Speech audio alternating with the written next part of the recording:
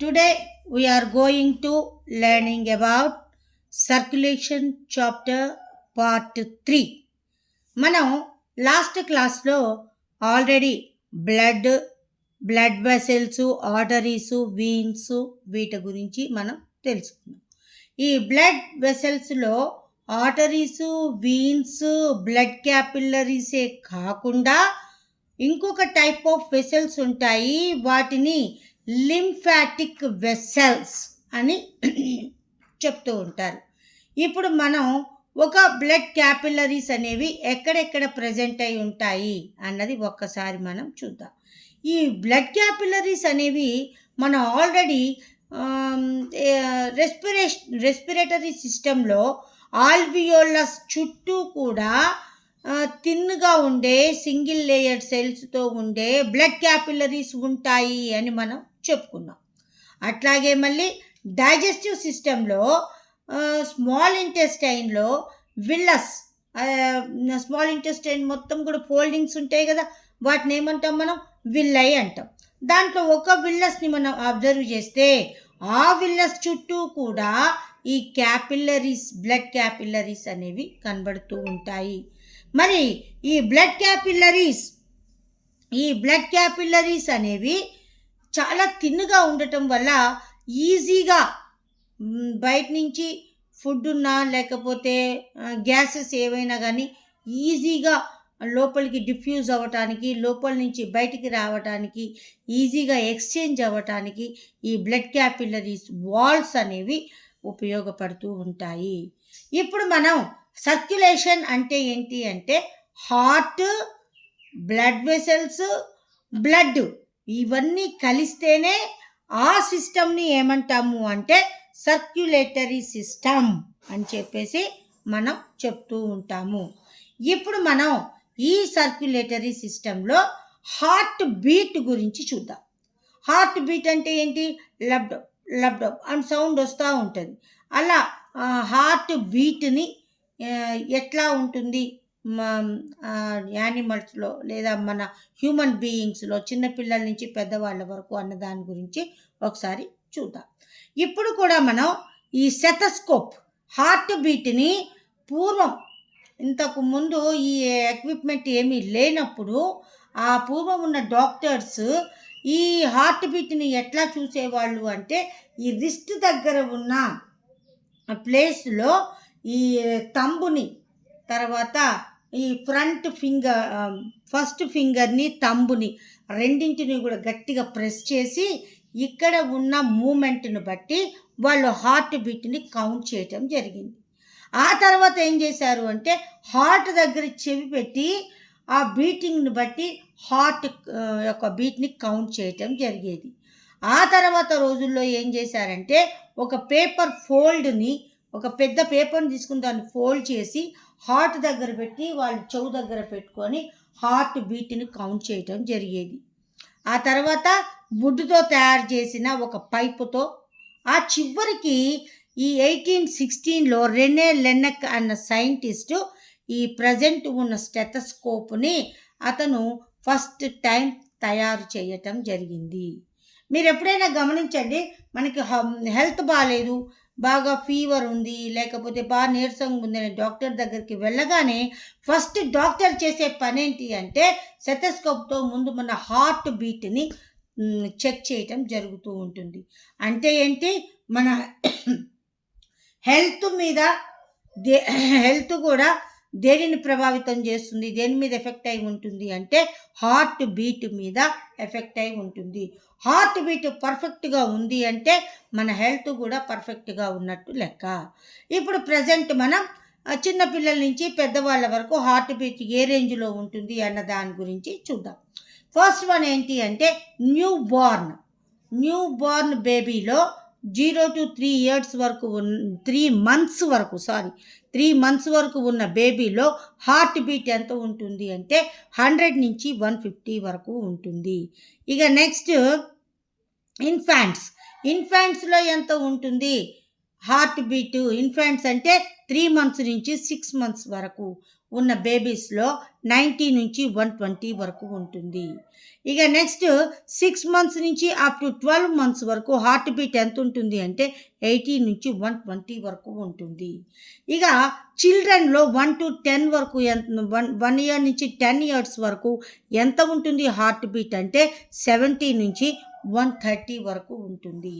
ఇక 10 years నుంచి up to adults వరకు అంటే నియర్లీ 40 years వరకు కూడా వాళ్ళకి హార్ట్ బీట్ ఎంత ఉంటుంది అంటే 60 to 100 మధ్యలో ఉంటుంది.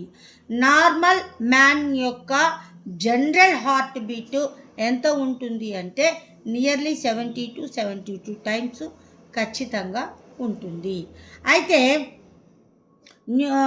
మన కన్సీవ్ అయిన తర్వాత ప్రెగ్నెన్సీ కన్ఫర్మ్ అయిన తర్వాత 3rd monthలోనే లోపల ఉన్న బేబీకి ఫస్ట్ హార్ట్ అనేది అక్కడ ఫామ్ అయి ఉంటుంది. అప్పటి నుంచే హార్ట్ బీట్ జరగటం ఉంటుంది. ఆ హార్ట్ బీట్ని బట్టే ఆ బేబీని చెక్ చేసి బేబీ హెల్తీగా ఉందా లేదా అని ప్రెగ్నెన్సీ టైంలో వాళ్ళు చెప్పటం జరుగుతూ ఉంటుంది. సో అంటే ఏంటి, మనం ప్రెగ్నెన్సీ కన్ఫర్మ్ అయిన తర్వాత 3rd monthలోనే అక్కడ ఉన్న లోపల ఉన్న బేబీలో ఫస్ట్ హార్ట్ అనేది ఫామ్ అవ్వటం జరుగుతూ ఉంటుంది. ఇక అప్ టు 1 month నుంచి 11th month 12th month below వరకు కూడా ఉన్న బేబీస్ని ఏమంటారు అంటే ఇన్ఫాంట్స్ అంటారు. ఇక 1 year నుంచి వాళ్ళని ఏమంటారు అంటే చైల్డ్ అనేసి పిలవటం జరుగుతూ ఉంటుంది. ఈ టోటల్ హార్ట్ బీట్ కూడా 100 to 150 అంటే ఏంటి, 1 minuteకి 100 నుంచి 150 times అక్కడ హార్ట్ బీట్ చూపిస్తుంది అన్నమాట. ఇక తర్వాత వెల్ ట్రైన్డ్ అథ్లెట్స్ అంటే ఈ గేమ్స్లో పాల్గొనే వాళ్ళు చాలా ఫిట్గా ఉంటారు, మంచి హెల్తీగా ఉంటారు. అలాంటి అడల్ట్స్లో హార్ట్ బీట్ ఎంత ఉంటుందంట 40 నుంచి 60 వరకు ఉంటుంది అని చెప్పేసి చెప్పటం జరుగుతూ ఉంటుంది. ఇక నెక్స్ట్ వన్ ఏంటి అంటే బ్లడ్ క్యాపిలరీస్ని ఆల్రెడీ చెప్పుకున్నాం మనం, మైక్రోస్కోపిక్ బ్లడ్ వెసల్స్ అని. ఒక్కొక్కసారి ఈ బ్లడ్ క్యాపిలరీస్ నుంచి WBC వైట్ బ్లడ్ సెల్స్ అనేవి వాటి యొక్క వాల్స్ నుండి బయటికి రావటం జరుగుతూ ఉంటుంది. ఇక next another type of circulatory system, అది ఏంటి అంటే లింఫాటిక్ సిస్టమ్. ఈ లింఫాటిక్ సర్క్యులేటరీ సిస్టమ్ గురించి చూద్దాం.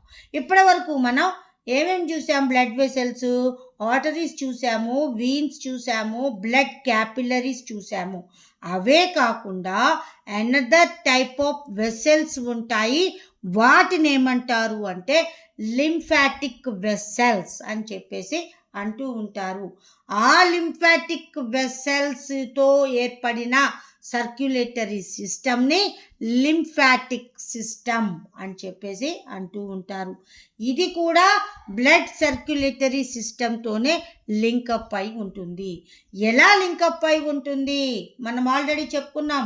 ఈ వీన్స్, ఆర్టరీస్ స్మాల్గా డివైడ్ అయిపోతాయి, వాటిని క్యాపిలరీస్ అంటాము అని చెప్పుకున్నాం కదా.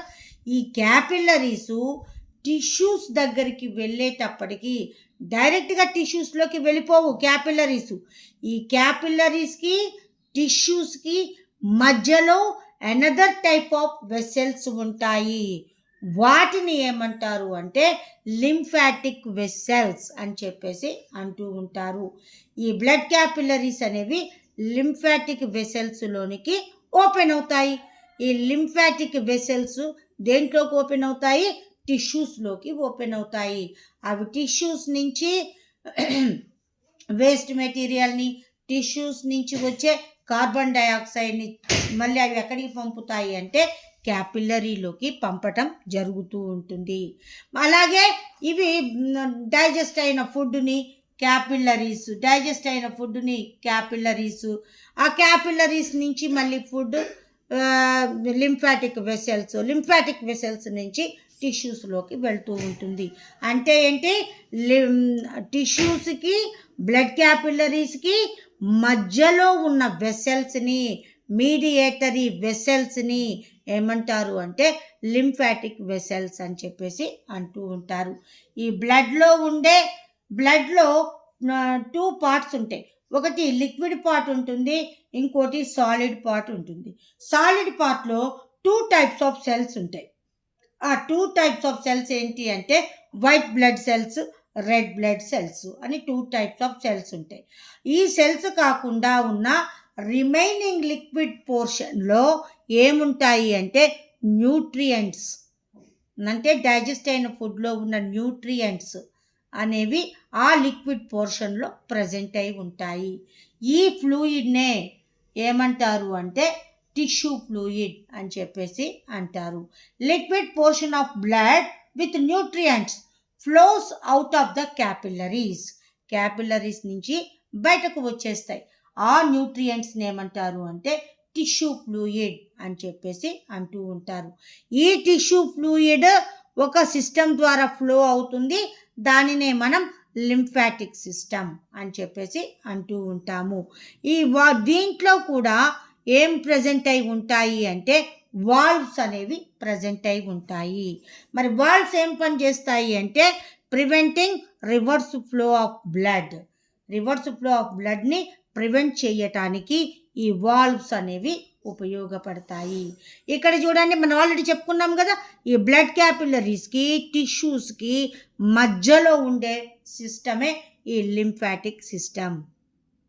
ఈ లింఫ్ అంటే మీనింగ్ ఏంటి అంటే బ్లడ్ వితౌట్ సాలిడ్, అంటే ఏంటి బ్లడ్లో ఉండే సెల్స్ కాకుండా రిమైనింగ్ లిక్విడ్ పోర్షన్నే ఏమంటారు అంటే లింఫ్ అని చెప్పేసి అంటూ ఉంటారు. తర్వాత ఈ లింఫాటిక్ సిస్టంలో ప్రాబ్లం వల్ల ఏమవుతుందో అన్నది మనం ఒకసారి చూద్దాం. ఒక్కొక్కసారి మనం ఏదైనా ట్రావెలింగ్ చేసేటప్పుడు కానీ లేదా మూవీస్ కానీ ఏమైనా చూసేటప్పుడు కానీ మన బాడీలో ఈ కాళ్ళని మనం కదపకుండా ఎక్కువసేపు అట్లాగే ఉంచామనుకోండి, ఏమవుతుంది అంటే మన కాళ్ళ దగ్గర ఈ ఫూట్ ఆ ప్రాంతం మొత్తం ఏమవుతుంది, బాగా స్వెల్లింగ్ రావటం జరుగుతూ ఉంటుంది. ఆ స్వెల్లింగ్ వచ్చే పొజిషన్ని ఏమంటారు అంటే ఇడెమా అని చెప్పేసి అంటూ ఉంటారు.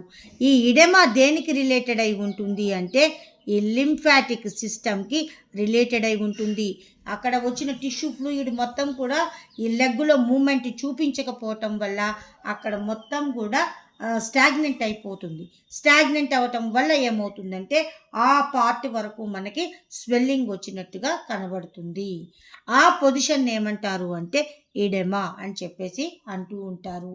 ఈ లింఫాటిక్ సిస్టమ్ గురించి మనకి హయ్యర్ క్లాసెస్లో ఎక్కువ డీటెయిల్డ్గా చెప్పటం జరిగింది. అంటే ఈ లింఫాటిక్ సిస్టమ్ దేని మధ్యలో ఉంటుంది అంటే ఈ బ్లడ్ సర్క్యులేటరీ సిస్టమ్కి టిష్యూస్కి మధ్యలో ఉండే సిస్టమ్నే లింఫాటిక్ సిస్టమ్ అంటాం. ఈ బ్లడ్ క్యాపిలరీస్కి ఆ టిష్యూస్కి మధ్య ఉన్న వెసల్స్ని ఏమంటారు అంటే లింఫ్ వెసల్స్ అని చెప్పేసి అంటూ ఉంటారు. అంటే ఏంటి, ఈ లింఫాటిక్ సిస్టమ్ ద్వారా ఏం సప్లై జరుగుతుంది అంటే ఫుడ్లో ఉండే న్యూట్రియంట్స్ యొక్క సప్లై అనేది ఈ లింఫాటిక్ సిస్టమ్ ద్వారా జరుగుతుంది. బ్లడ్లో ఉండే రెడ్ బ్లడ్ సెల్స్ ద్వారా ఏం జరుగుతుంది అంటే గ్యాసెస్ ఎక్స్చేంజ్ అనేది జరుగుతూ ఉంటుంది. ఇది లింఫాటిక్ సిస్టమ్. లింఫాటిక్ సిస్టమ్ అంటే నథింగ్ బట్ ఫుడ్లో ఉండే న్యూట్రియంట్స్ని మాత్రమే సప్లై చేసే సిస్టాన్ని ఏమంటారు లింఫాటిక్ సిస్టమ్ అని చెప్పేసి అంటూ ఉంటారు. మనకి ఏదైనా ఇంజురీ అయినప్పుడు కాసేపు బ్లడ్ ఫ్లో అయిన తర్వాత బ్లడ్ క్లాట్ అవుతుంది. క్లాట్ అయిన తర్వాత దానిపైన మొత్తం కూడా వైట్ కలర్లో పస్ అనేది ఫామ్ అవుతుంది. ఆ పస్ ఏంటి అంటే ఈ లింఫ్ అని మనం చెప్పవచ్చు. ఇది లింఫాటిక్ సిస్టమ్ గురించి. ఇక నెక్స్ట్ టాపిక్ మనం హార్ట్ స్ట్రక్చర్ గురించి నెక్స్ట్ పార్ట్లో చూద్దాం.